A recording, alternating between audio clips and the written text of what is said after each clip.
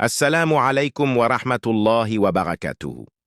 Toutes les louanges sont pour Allah, l'auteur de toute existence et le plus généreux envers sa création.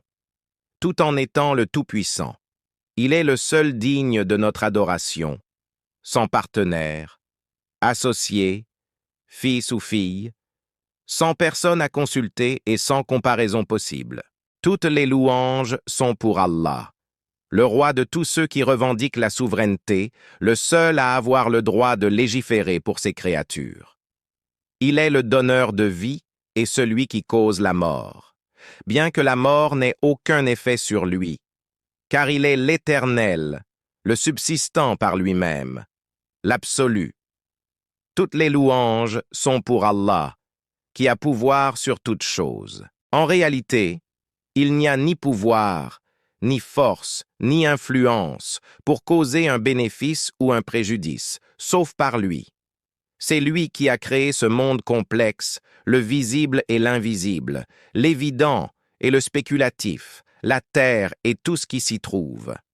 C'est lui qui a envoyé ses messagers et prophètes avec le message commun du monothéisme strict, signifiant qu'il n'y a absolument personne digne d'adoration ou d'obéissance, sauf le Tout-Puissant, l'unique, l'absolu, sans partenaire. Les messages antérieurs qui ont changé le monde dans les régions où les prophètes ont été envoyés, ces messages que nous savons avoir changés, et même les prophètes qui les ont apportés, leurs noms sont maintenant perdus. Nous le savons en général parce qu'Allah nous l'a dit dans le Coran. J'ai envoyé à chaque nation un messager appelant les gens à adorer Allah seul et à éviter l'adoration des faux dieux. Ce message essentiel a été préservé dans l'islam d'une manière inédite, non pas parce que le message était différent, mais parce qu'il n'y aurait plus de prophète après Muhammad, sallallahu alayhi wa sallam. Ce message devait donc être protégé et préservé d'une manière que les messages antérieurs n'ont pas été. Je relate cela à ce que vous dites avoir découvert il y a 48 ans, ce que vous appelez le Big Bang, déjà mentionné dans le glorieux Coran.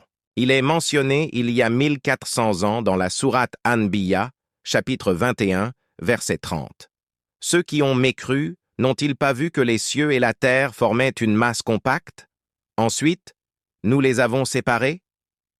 La création de l'univers que vous avez découverte il y a 48 ans est déjà mentionnée dans ce livre, le glorieux Coran, il y a 1400 ans. Qui aurait pu mentionner cela dans le Coran? Les athées diront peut-être que quelqu'un l'a écrit, que c'est un coup de chance ou une conjecture. Un être humain, quel qu'il soit, où qu'il soit, ou ce qu'il fasse, aura cette curiosité. Pourquoi suis-je ici? Comment suis-je arrivé ici? Et ai-je un but? Si oui, quel est-il? Le seul qui pourrait vraiment répondre à cette question serait le Créateur lui-même. S'il y a un Créateur, ce serait à lui de nous dire pourquoi nous avons été créés, ce qu'il attend de nous et ce que cette vie signifie vraiment. Allah a montré aux gens depuis l'époque d'Adam jusqu'à maintenant ce qu'il veut d'eux. Une chose très simple, que l'adoration soit pour lui seul, sans aucun partenaire. En fait, nous savons que cette vie est un test de la part du Tout-Puissant. C'est pourquoi nous naissons et mourons, car il doit y avoir un début et une fin pour que nous soyons testés. Dans la prochaine vie, personne ne mourra jamais plus, qu'il soit bon ou mauvais. Les deux seront ramenés et continueront à vivre, soit en bonne forme, soit en mauvaise forme, selon leur réussite au test. L'adoration du Dieu d'Abraham, c'est ce qui a été enseigné par ses prophètes. Le Seigneur de l'Arche et du Kursi, le Seigneur des mondes, le Seigneur de l'univers entier et au-delà.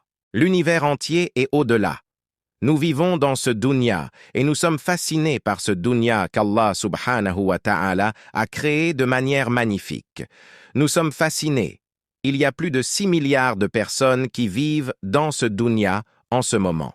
Ce dunya d'Allah subhanahu wa ta'ala est si grand qu'il y a de la place pour des milliards et des milliards de personnes en plus.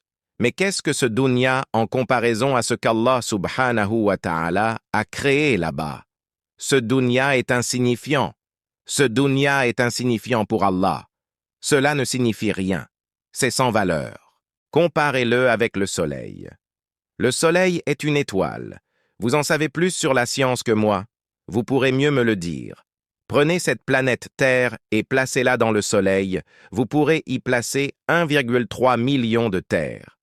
1,3 million de terres dans le soleil. Allahu Akbar. Allah est le plus grand. Le soleil est une étoile. Une étoile. Il y a des étoiles là-bas qui sont des millions de fois plus grandes que le soleil.